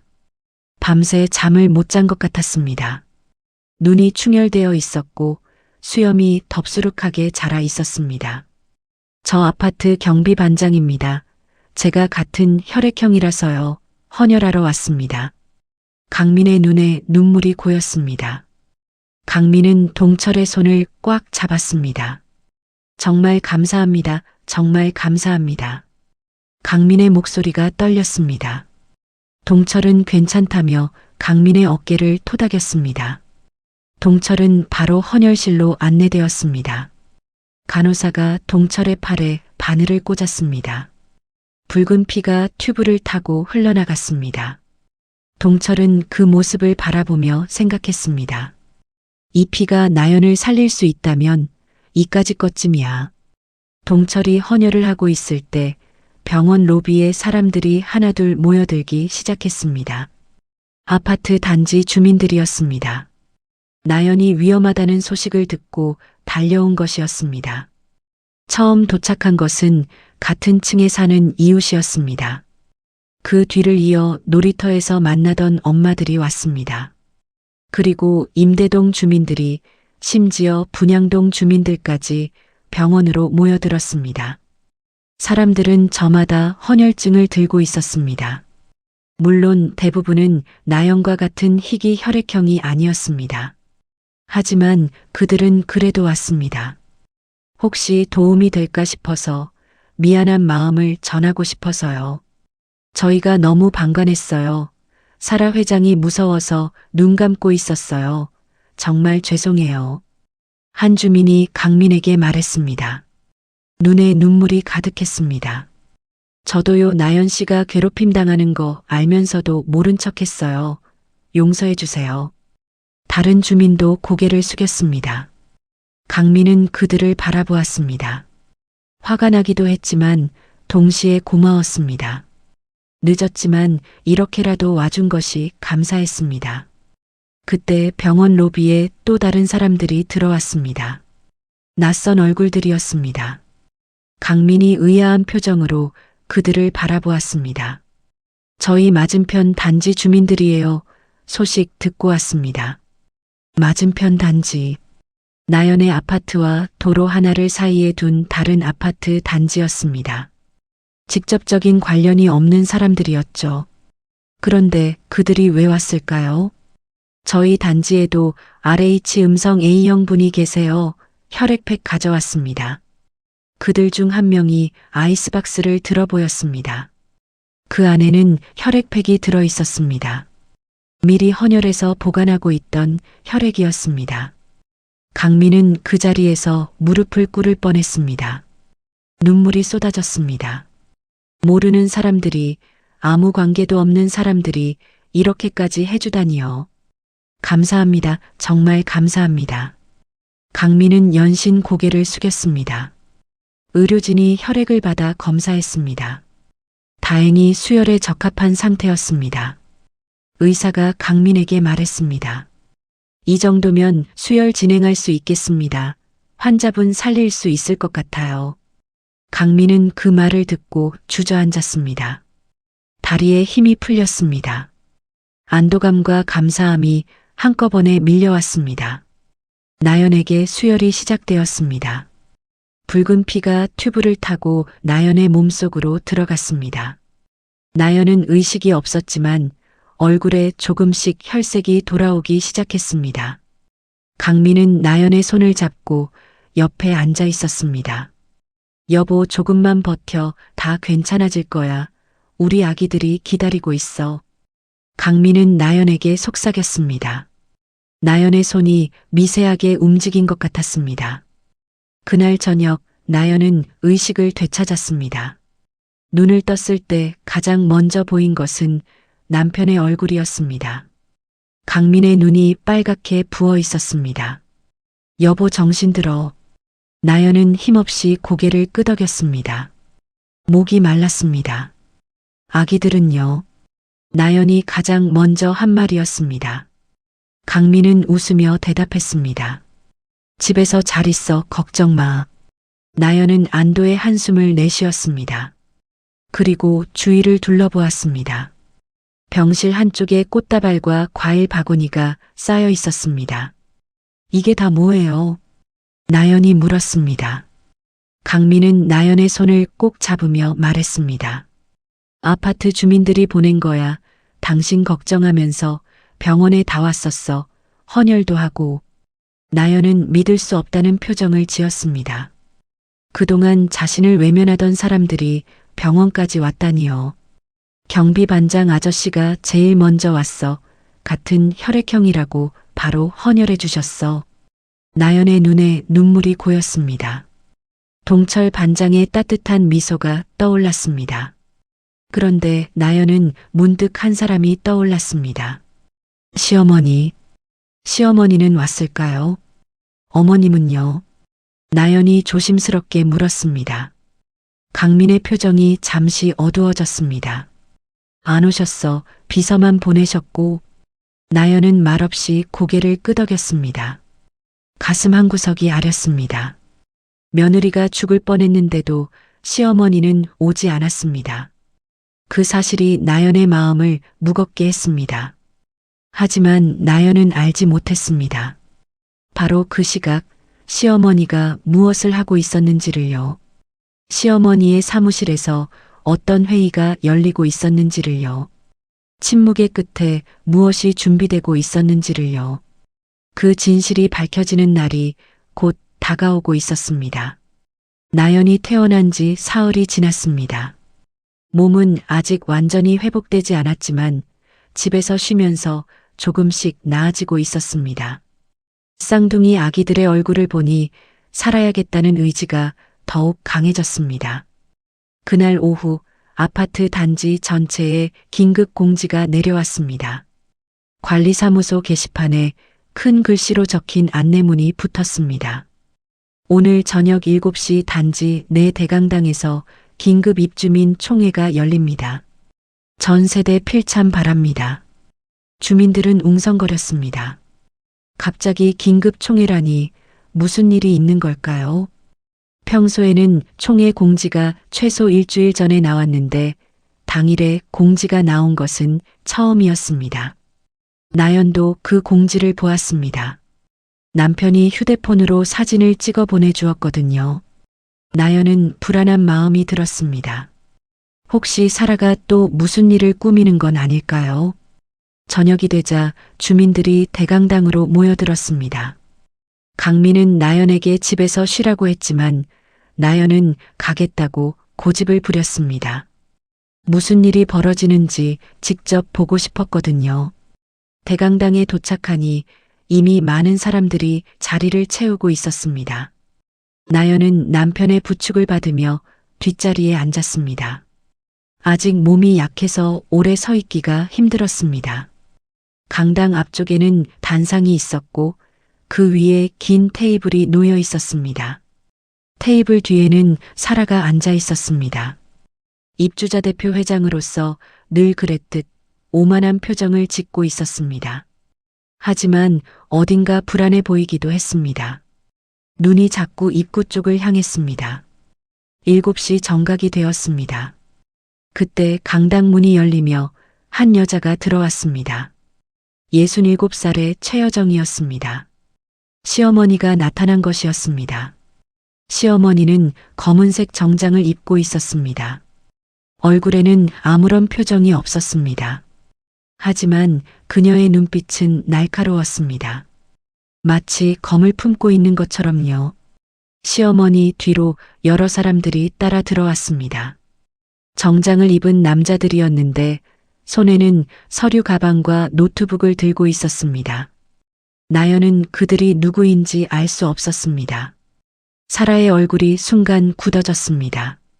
시어머니를 보자 눈이 커졌고 입술이 파르르 떨렸습니다. 뭔가 예상하지 못한 일이 벌어지고 있다는 것을 직감한 것 같았습니다.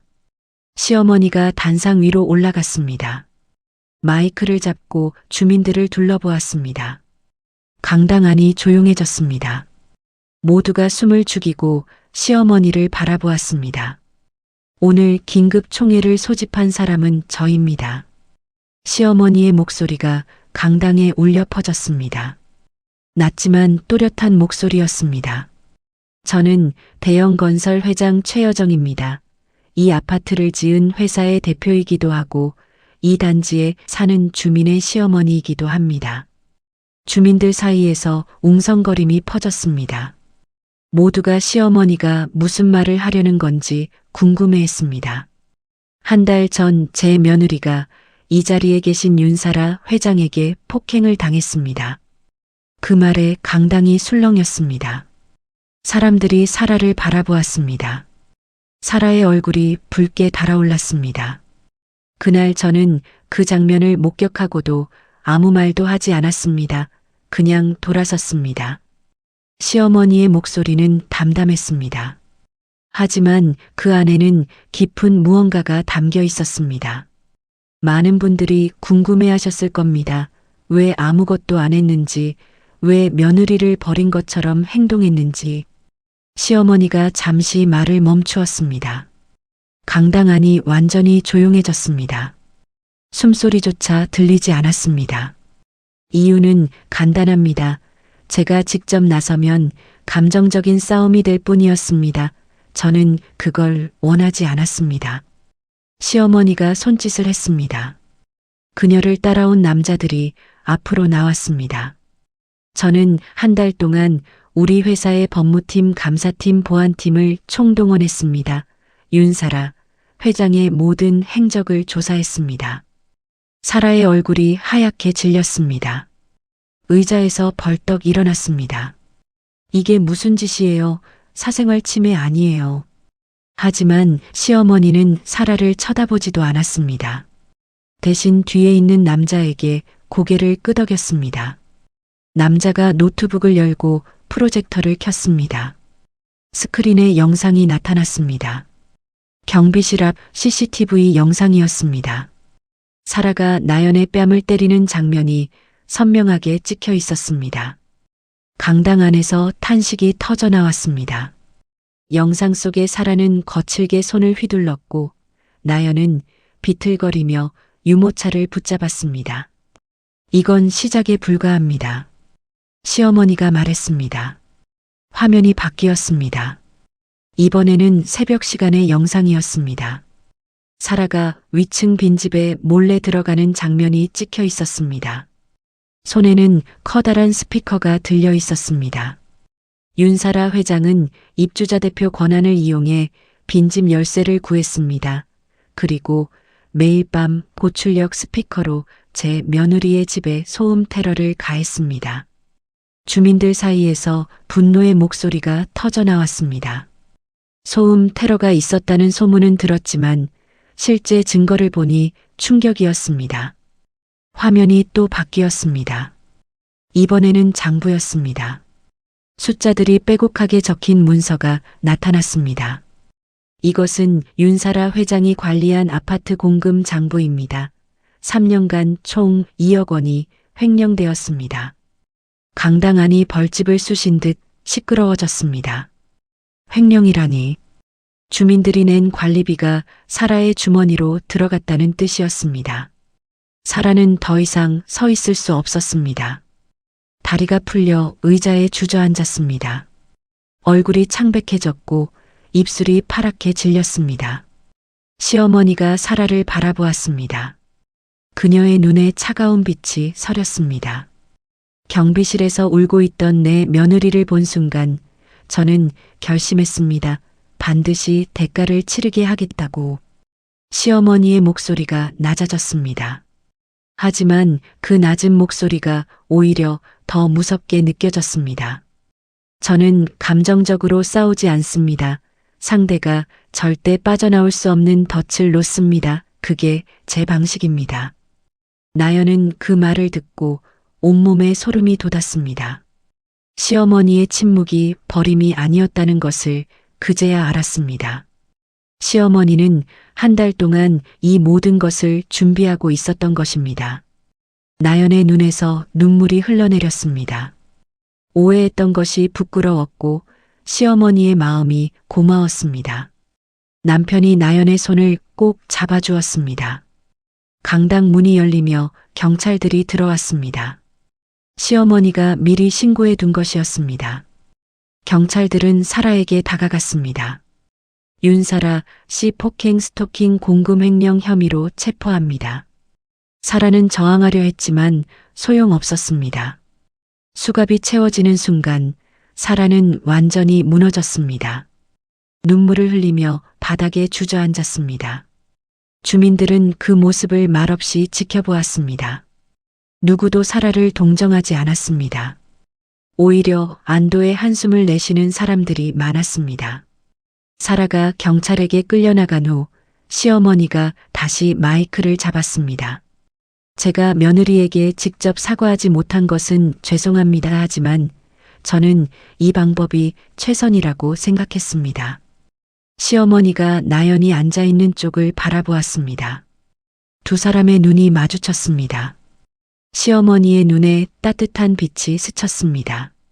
나연은 자리에서 일어났습니다. 떨리는 다리로 단상을 향해 걸어갔습니다. 시어머니가 단상에서 내려와 나연을 맞았습니다. 두 사람은 말없이 서로를 바라보았습니다. 그리고 시어머니가 먼저 나연을 안았습니다. 고생했다, 며느리야. 시어머니의 목소리가 떨렸습니다. 나연은 시어머니의 품에 안겨 울었습니다. 한 달 동안 쌓였던 서러움과 오해가 눈물이 되어 쏟아져 나왔습니다. 강당 안의 주민들도 눈시울을 붉혔습니다. 누군가는 박수를 치기 시작했고 곧 강당 전체에 박수 소리가 울려 퍼졌습니다. 그날 나연은 알았습니다. 시어머니의 침묵은 버림이 아니라 사랑이었다는 것을요. 가장 확실한 방법으로 며느리를 지키려 했던 것이었습니다. 긴급 총회가 끝난 후 아파트 단지는 발칵 뒤집어졌습니다. 사라가 경찰에 체포되었다는 소식이 순식간에 퍼져나갔습니다. 주민들은 삼삼오오 모여서 그날 있었던 일을 이야기했습니다. 믿을 수가 없어. 사라 회장이 그렇게까지 할 줄은 몰랐어. 나도 그래. 소음 테러까지 했다니 정말 무섭다. 그러게 나연 씨가 얼마나 힘들었을까. 우리가 너무 못했어. 주민들의 목소리에는 충격과 후회가 담겨 있었습니다. 그동안 사라가 무서워서 눈을 감았던 자신들이 부끄러웠습니다. 놀이터에서, 엘리베이터에서, 주차장에서 마주치는 주민들마다 고개를 숙이며 서로의 눈을 피했습니다. 마치 자신들도 공범인 것처럼 죄책감에 시달렸습니다. 사라는 경찰서로 연행되어 조사를 받았습니다. 폭행, 스토킹, 공금횡령까지 혐의가 여러 개였습니다. 변호사를 선임했지만 증거가 너무 명확해서 빠져나갈 구멍이 없었습니다. CCTV 영상, 장부 기록, 스피커 설치 현장까지 모든 것이 증거로 제출되었습니다. 사라는 처음에는 발뺌하려고 했습니다. 조사실에서 형사를 노려보며 소리쳤습니다. 나는 아무것도 안 했어요. 다 조작이에요. 최 회장이 나를 모함하는 거예요. 하지만 그 말을 믿는 사람은 아무도 없었습니다. 형사는 서류를 뒤적이며 차갑게 말했습니다. 이 CCTV 영상도 조작인가요? 이 장부도 조작인가요? 증거가 산더미인데 무슨 조작이에요? 사라는 더 이상 할 말이 없었습니다. 입술을 꾹 다물고 고개를 떨구었습니다. 그렇게 당당하던 모습은 어디에도 없었습니다. 이틀 후 사라에게 또 다른 청천벽력 같은 소식이 날아왔습니다. 남편으로부터 이혼을 통보받은 것이었습니다. 사라의 남편은 작은 무역회사를 운영하고 있었습니다. 하지만 사라가 체포된 후 회사의 거래처들이 하나둘 거래를 끊기 시작했습니다. 사라의 악명이 사업에까지 영향을 미친 것이었습니다. 거래처 사장들은 전화로 같은 말을 했습니다. 죄송합니다. 사모님 일 때문에 저희 회사 이미지가 안 좋아져서요. 더 이상 거래하기 어렵습니다. 결국 회사는 부도가 났습니다. 남편은 모든 것을 잃었습니다. 15년 동안 일군 회사가 한순간에 무너졌습니다. 직원들을 내보내야 했고 사무실도 비워야 했습니다. 그리고 그 원인이 아내에게 있다는 것을 알았습니다. 남편이 경찰서 면회실에서 사라를 만났습니다. 남편의 얼굴은 지쳐 있었고 수염은 며칠째 깎지 않아 덥수룩했습니다. 눈에는 분노와 실망이 담겨 있었습니다. 이혼하자, 더 이상 못 살겠어. 사라는 믿을 수 없다는 표정으로 남편을 바라보았습니다. 눈이 휘둥그레졌고 입이 벌어졌습니다. 여보, 지금 무슨 소리야? 나 이렇게 힘든데 어떻게 그런 말을 해? 남편은 고개를 저었습니다. 목소리가 차가웠습니다. 내가 힘들어, 내가 힘들지. 회사가 망했어. 다 내 때문이야. 내가 그렇게 사람들을 괴롭히고 다닌 게 결국 이 꼴을 만든 거야. 사라의 얼굴이 하얗게 질렸습니다. 남편마저 자신을 버리다니요. 사라는 남편의 손을 붙잡았습니다. 손이 떨렸습니다. 한 번만 기회를 줘. 내가 잘못했어. 다시는 안 그럴게, 제발. 하지만 남편은 차갑게 손을 뿌리쳤습니다. 늦었어. 이혼 서류는 변호사가 보낼 거야. 집에 있는 내 짐은 내 친정으로 보내겠어. 남편은 그 말을 남기고 면회실을 나갔습니다. 사라는 그 자리에 주저앉아 울부짖었습니다. 모든 것을 잃었습니다. 권력도, 명예도, 돈도, 가족도요. 아파트에서 왕처럼 군림하던 자신이 이제는 아무것도 아니었습니다. 한때 자신 앞에서 고개를 숙이던 사람들이 이제는 자신을 비웃고 있을 것이었습니다. 그날 밤 나연은 집에서 시어머니와 마주 앉아 있었습니다. 총회가 끝난 후 시어머니가 나연의 집을 방문한 것이었습니다. 아기들은 남편이 다른 방에서 돌보고 있었습니다.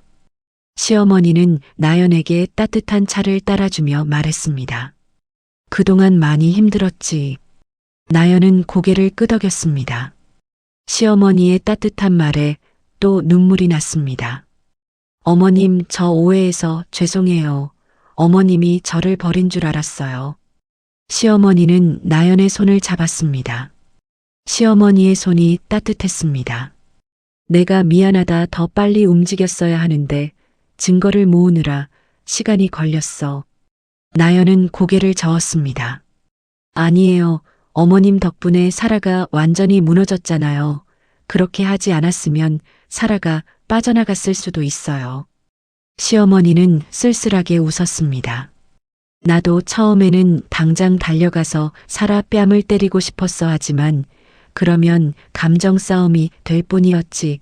사라 같은 사람은 확실하게 끝장을 내야 해. 다시는 일어나지 못하게. 그런데 어머님 경비실에서 돌아서실 때 정말 아무렇지 않으셨어요. 나연이 조심스럽게 물었습니다. 시어머니는 잠시 말이 없었습니다. 찻잔을 내려놓고 천천히 입을 열었습니다. 아니, 아무렇지 않았을 리가 있니? 내가 맞는 걸 보는 순간 눈앞이 빨개졌어. 당장 달려가서 사라를 찢어버리고 싶었어.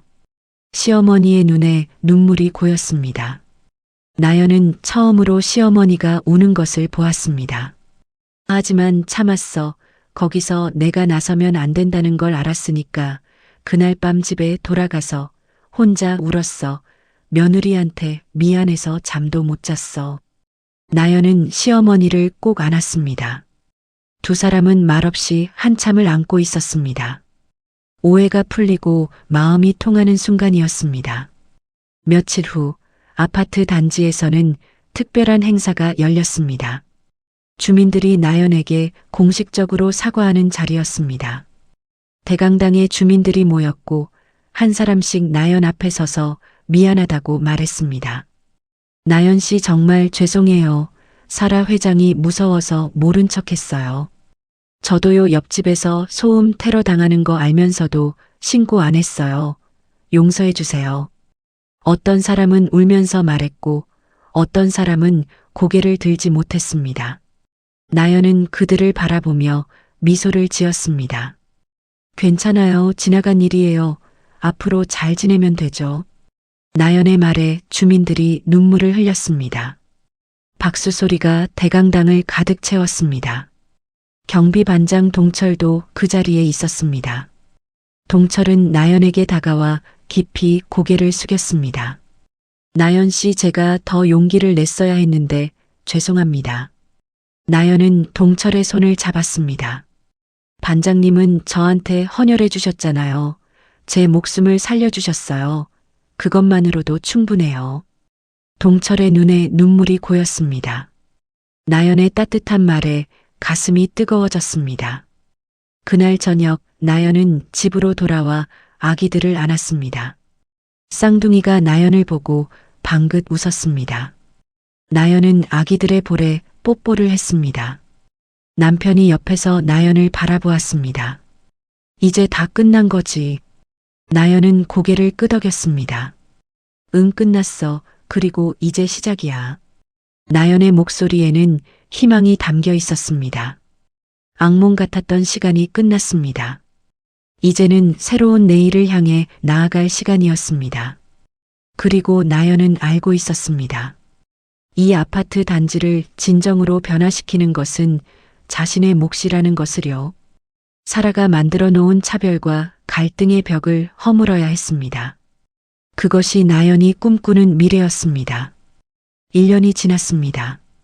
계절이 4번 바뀌는 동안 아파트 단지에는 많은 변화가 있었습니다. 가장 큰 변화는 바로 나연이 새로운 입주자 대표 회장이 되었다는 것이었습니다.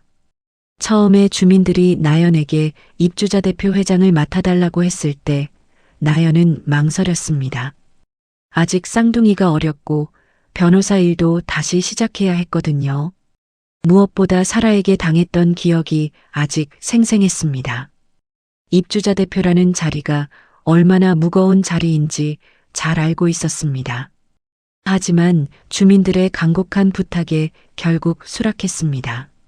나연 씨가 아니면 안 돼요. 사라 때문에 엉망이 된 이 단지를 바로잡을 수 있는 사람은 나연 씨밖에 없어요. 동철 반장의 말이었습니다. 다른 주민들도 같은 마음이었습니다. 나연은 그들의 기대를 저버릴 수 없었습니다. 그리고 무엇보다 자신과 같은 피해자가 다시는 나오지 않게 하고 싶었습니다. 나연이 입주자 대표 회장이 된 후 가장 먼저 한 일은 차별 규정을 없애는 것이었습니다. 사라가 만들어 놓은 규정 중에는 임대동 주민들을 차별하는 내용이 많았거든요. 임대동 주민은 헬스장 이용 시간이 제한되어 있었고 독서실은 아예 사용할 수 없었습니다. 커뮤니티 센터 예약도 분양동 주민이 우선이었죠. 심지어 주차장도 구역이 나뉘어 있어서 임대동 주민은 가장 먼 곳에 주차해야 했습니다. 엘리베이터마저 분리되어 있었습니다. 나연은 이 모든 규정을 하나하나 폐지했습니다. 임대동이든 분양동이든 똑같이 시설을 이용할 수 있게 했습니다. 처음에는 일부 분양동 주민들이 불만을 표시했습니다. 우리가 더 많은 관리비를 내는데 왜 똑같이 사용해야 하죠? 그런 질문이 나올 때마다 나연은 차분하게 설명했습니다. 관리비는 평수에 따라 다르게 내는 거예요. 분양이냐 임대냐의 문제가 아닙니다. 우리는 모두 이 단지에 사는 이웃이에요. 이웃을 차별하면 안 되죠. 나연의 말에 반박할 수 있는 사람은 없었습니다. 나연이 얼마나 큰 고통을 겪었는지 모두가 알고 있었으니까요. 차별이 얼마나 무서운 결과를 가져오는지 직접 목격했으니까요. 두 번째로 나연이 한 일은 철제 펜스를 철거하는 것이었습니다. 사라는 분양동과 임대동 사이에 높은 철제 펜스를 세워놓았습니다. 높이가 2m가 넘는 검은색 철제 펜스였습니다. 마치 서로 다른 세계인 것처럼 분리해 놓은 것이었죠. 그 펜스는 차별의 상징이었습니다. 펜스 앞을 지나갈 때마다 임대동 주민들은 마음이 아팠습니다. 나연은 주민총회를 열어 펜스 철거를 안건으로 올렸습니다. 투표 결과는 압도적이었습니다. 찬성이 90%를 넘었습니다. 반대하는 사람은 거의 없었습니다. 철거 작업이 시작된 날 나연은 현장에 나가 지켜보았습니다. 포크레인이 펜스를 하나씩 뽑아내는 것을 보며 나연의 가슴이 뭉클해졌습니다. 그 펜스 때문에 얼마나 많은 사람들이 상처받았을까요? 임대동에 산다는 이유로 얼마나 많은 사람들이 무시당하고 차별받았을까요? 펜스가 모두 철거된 후 그 자리에는 작은 정원이 만들어졌습니다. 분양동과 임대동 주민들이 함께 꽃을 심고 나무를 심었습니다. 주민들은 삽을 들고 물뿌리개를 들고 땀을 흘리며 함께 일했습니다. 아이들은 새로 생긴 정원에서 뛰어놀았습니다. 분양동 아이든 임대동 아이든 상관없이 함께 웃으며 놀았습니다. 정원 한가운데에는 작은 벤치가 놓였고 저녁이면 주민들이 앉아서 이야기를 나눴습니다. 나연은 그 모습을 보며 미소를 지었습니다. 이게 바로 자신이 꿈꾸던 모습이었습니다. 세 번째로 나연이 한 일은 공용시설을 완전히 개방하는 것이었습니다.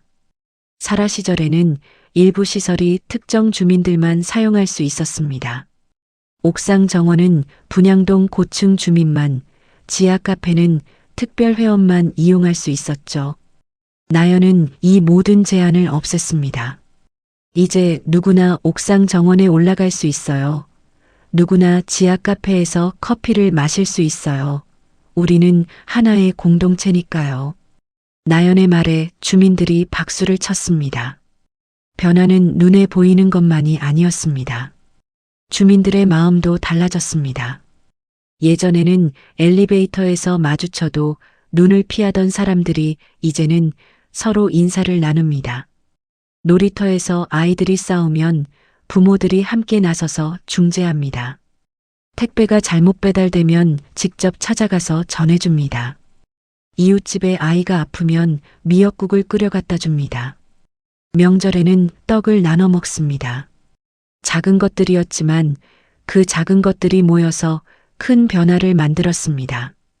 어느 날 저녁 나연은 아파트 단지를 산책하고 있었습니다. 쌍둥이는 이제 돌이 지나서 아장아장 걸을 수 있게 되었습니다. 남편과 함께 아이들의 손을 잡고 천천히 걸었습니다. 저녁 노을이 아파트 건물 사이로 붉게 물들어 있었습니다. 여보, 많이 달라졌지. 남편이 말했습니다. 나연은 고개를 끄덕였습니다. 응, 정말 많이 달라졌어. 1년 전만 해도 이 단지가 이렇게 될 줄 몰랐어.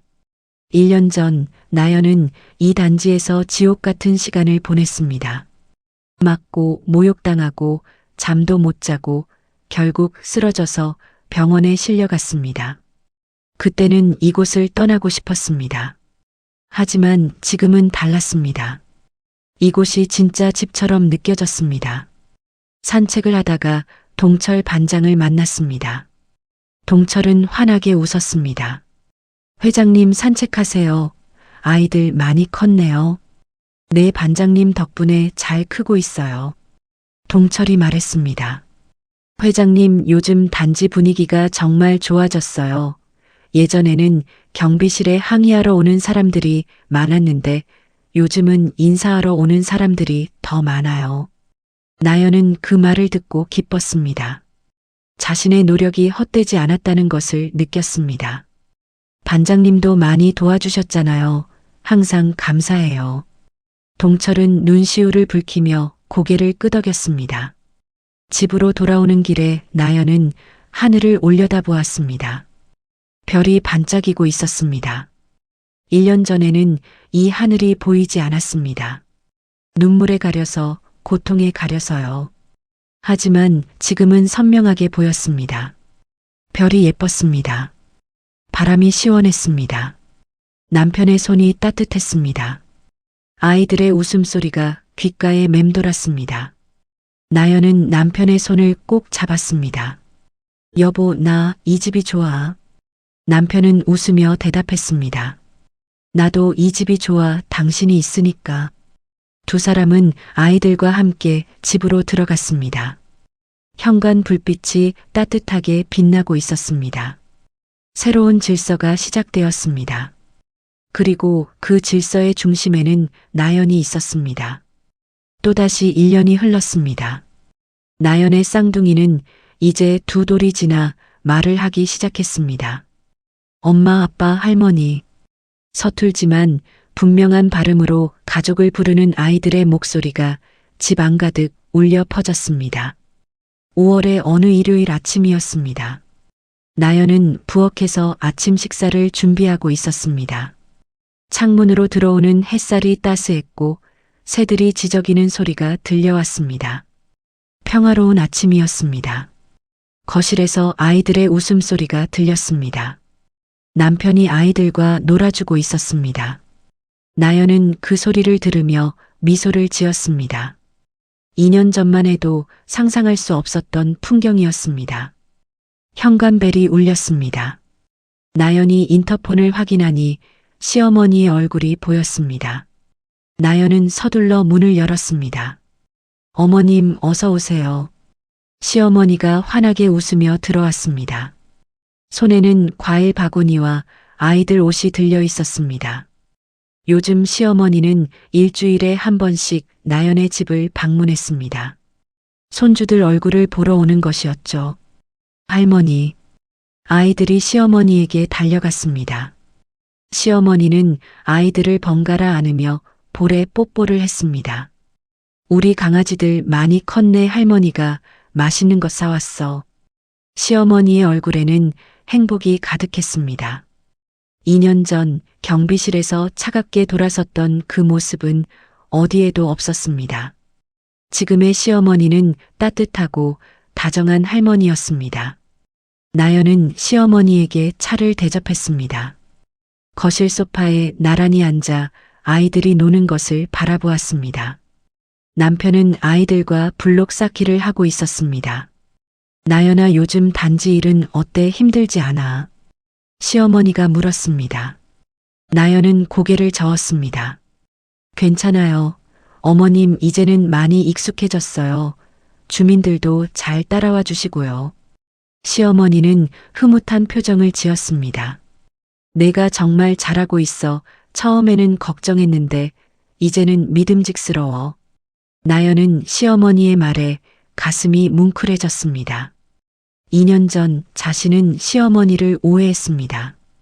버림받았다고 생각했고 원망했습니다. 하지만 시어머니의 침묵은 사랑이었습니다. 가장 확실한 방법으로 며느리를 지키려 했던 것이었습니다. 어머님, 그때 정말 감사했어요. 어머님이 아니었으면 저 어떻게 됐을지 몰라요. 나연이 조심스럽게 말했습니다. 시어머니는 나연의 손을 잡았습니다. 무슨 말이야, 가족이니까 당연한 거지. 내가 고생한 게 내 마음이 더 아팠어. 시어머니의 눈에 눈물이 고였습니다. 나연도 눈시울이 붉어졌습니다. 어머님, 저 그동안 오해해서 죄송해요. 어머님이 저를 싫어하시는 줄 알았어요. 시어머니는 고개를 저었습니다. 아니야, 내가 미안하지. 더 빨리 말해줬어야 하는데 혼자 끙끙 앓게 만들었잖아. 두 사람은 서로를 바라보며 웃었습니다. 오해가 풀린 지 2년이 지났지만 이렇게 이야기를 나눌 때마다 마음이 따뜻해졌습니다. 시어머니와 며느리가 아니라 진짜 가족이 된 것 같았습니다. 점심때가 되자 온 가족이 식탁에 둘러앉았습니다. 나연이 준비한 음식들이 식탁 위에 가득 놓였습니다. 된장찌개, 불고기, 잡채, 나물 반찬들. 시어머니가 좋아하는 것들로 정성껏 준비한 것이었습니다. 나연아, 음식 솜씨가 정말 늘었네. 이렇게 맛있는 밥 먹기 힘들어. 시어머니의 칭찬에 나연의 얼굴이 붉어졌습니다. 아니에요. 어머님, 아직 많이 부족해요. 남편이 끼어들었습니다. 어머니, 우리 집사람 요리 진짜 잘해요. 저 요즘 살쪘잖아요. 가족들이 웃음을 터뜨렸습니다. 아이들도 따라 웃었습니다. 무슨 말인지 모르면서도 분위기가 좋으니까 웃는 것이었죠. 식사 후 시어머니가 아이들을 데리고 단지 안놀이터로 나갔습니다. 나연과 남편은 설거지를 하며 창밖을 바라보았습니다. 시어머니가 아이들 손을 잡고 천천히 걸어가는 모습이 보였습니다. 여보, 어머니 많이 달라지셨지. 남편이 말했습니다. 나연은 고개를 끄덕였습니다. 예전에는 좀 차가우셨는데 요즘은 정말 따뜻하셔. 남편은 나연의 어깨를 감쌌습니다. 다 당신 덕분이야. 당신이 어머니 마음을 열어준 거야. 나연은 고개를 저었습니다. 아니야, 어머님이 원래 따뜻한 분이셨어. 그냥 표현을 안 하셨던 것뿐이야. 두 사람은 창밖을 바라보며 한동안 말이 없었습니다. 놀이터에서 아이들의 웃음소리가 들려왔습니다. 시어머니가 아이들을 그네에 태워주고 있었습니다. 저녁이 되어 시어머니가 돌아갔습니다. 나연은 현관까지 시어머니를 배웅했습니다. 어머님 조심히 가세요. 다음 주에 또 오세요. 시어머니는 나연의 손을 꼭 잡았습니다. 나연아 고마워. 내가 우리 가족이어서 정말 다행이야. 나연의 눈에 눈물이 고였습니다. 시어머니의 말 한마디가 가슴 깊이 박혔습니다. 2년 전에는 상상도 못했던 말이었습니다. 저야말로 감사해요. 어머님 며느리여서 행복해요. 시어머니가 환하게 웃으며 엘리베이터에 올랐습니다. 나연은 엘리베이터 문이 닫힐 때까지 손을 흔들었습니다. 밤이 되었습니다. 아이들을 재우고 나연은 베란다에 나갔습니다. 아파트 단지의 야경이 눈앞에 펼쳐졌습니다. 불빛들이 반짝이고 바람이 시원하게 불어왔습니다. 남편이 다가와 나연 옆에 섰습니다. 두 사람은 말없이 야경을 바라보았습니다. 여보, 나 이 집이 정말 좋아. 나연이 말했습니다. 남편이 웃으며 물었습니다. 왜? 나연은 잠시 생각했습니다. 왜 이 집이 좋을까요?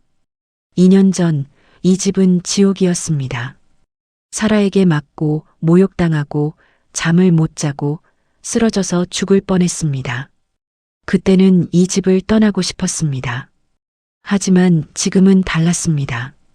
이 집은 더 이상 지옥이 아니었습니다. 따뜻한 가족이 있고 좋은 이웃이 있고 평화로운 일상이 있는 곳이었습니다. 나연은 천천히 입을 열었습니다. 집은 벽으로 나뉘는 공간이 아니라 서로를 지키는 마음에서 완성되는 것 같아. 남편은 나연의 말을 듣고 고개를 끄덕였습니다. 맞아, 우리가 서로를 지켜주니까 여기가 집인 거야. 나연은 남편에게 기대었습니다. 남편이 나연의 어깨를 감싸 안았습니다. 바람이 두 사람의 머리카락을 흔들었습니다. 나연은 생각했습니다. 2년 전 자신은 모든 것을 잃을 뻔했습니다. 건강도, 가족도, 삶의 의지도요.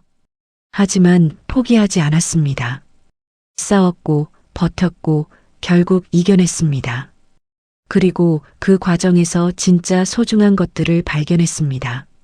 시어머니의 깊은 사랑, 남편의 든든한 지지, 이웃들의 따뜻한 마음, 그리고 자신 안에 있는 강인함을요. 나연은 밤하늘을 올려다보았습니다. 별이 총총 빛나고 있었습니다. 2년 전에는 보이지 않던 별들이었습니다. 눈물에 가려서, 고통에 가려서, 두려움에 가려서 보이지 않았습니다. 하지만 지금은 선명하게 보였습니다. 별이 아름다웠습니다. 바람이 시원했습니다. 남편의 품이 따뜻했습니다. 나연은 미소를 지었습니다. 마침내 진정한 집을 찾았습니다. 벽과 지붕으로 이루어진 공간이 아니라 서로를 지키는 마음으로 완성된 집을요. 그리고 그 집에서 나연은 앞으로도 오래오래 행복하게 살 것입니다. 사랑하는 가족과 함께, 따뜻한 이웃들과 함께요. 이것이 나연의 이야기입니다. 차별과 폭력 속에서 무너질 뻔했지만 결국 일어서서 새로운 세상을 만들어낸 한 여자의 이야기요. 그리고 이 이야기는 여기서 끝나지만 나연의 삶은 계속됩니다. 더 많은 행복과 사랑이 기다리고 있는 내일을 향해서요. 이상으로 엄마의 일기장이었습니다. 감사합니다.